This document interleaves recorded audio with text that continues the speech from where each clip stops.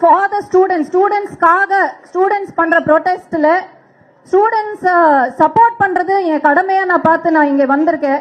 இந்த ஒரு மேடைய political எஜெண்டாக்காக use பண்ற யாரா இருந்தாலும் அவங்க தான் ஜோக்கர்ஸ், நாங்க கிடையாது. நான் தளபதியோட தீவிரமான ஃபேன். நேத்து தான் FDFS பார்த்துட்டு வந்திருக்கேன்.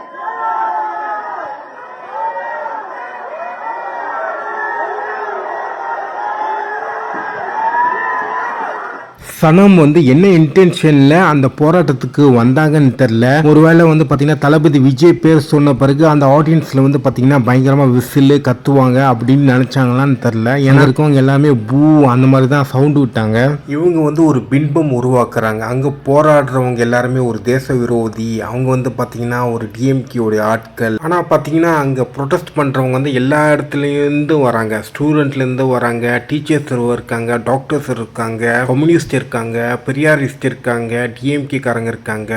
இன்னொரு விஷயம் என்னன்னா, டிவிக்கு ஓட் பண்ணவங்க நிறைய பேர் அங்கே இருக்காங்க. அதே சமயத்தில் விஜய்வுடைய படம் ஃபஸ்ட் டே ஃபஸ்ட்டு ஷோ பார்த்து முடிச்சுட்டு இந்த போராட்டத்துக்கு கலந்தவங்க நிறைய பேர் இருக்காங்க. இவங்க அங்கே பேசின விதம், அவங்களோட அப்ரோச்சு, அவங்களுடைய இன்டென்ஷன், அவங்க யூஸ் பண்ண வார்த்தைகள்லாம் பார்த்தீங்கன்னா கம்ப்ளீட்டாக டைவெர்ட் பண்ணுற மாதிரி தான் இருந்துச்சு. அதனால தான் பார்த்தீங்கன்னா மைக்கெலாம் பிடிங்கி வெளியில் தொட்டி விட்டாங்க. அது ரொம்ப நல்லது. இவங்களுக்கு பார்த்தீங்கன்னா பிக் பாஸ் டைமில் நான் இவங்களுக்கு ரொம்ப சப்போர்ட் பண்ணேன். அதை ஆக்சுவலாக பார்த்தீங்கன்னா ரொம்ப பேடாக ஃபீல் பண்ணுறேன். இவங்க ஒரு டைவர்ஷன் பாயிண்ட் ஒன்று ஆரம்பிச்சிட்டாங்க.